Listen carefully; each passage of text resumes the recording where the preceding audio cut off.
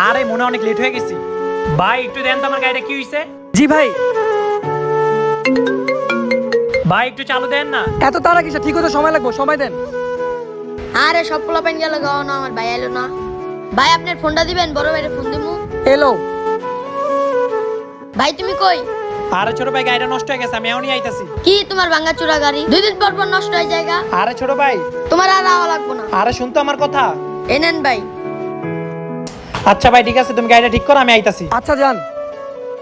আরে ছোট ভাই তুই হাইটে তুই রিক্সা দিয়ে টাকা দিয়ে দিতে। আচ্ছা তুই দাঁড়া, তোর জন্য বার্গার নিয়ে আসি। আমার বার্গার লাগবো না।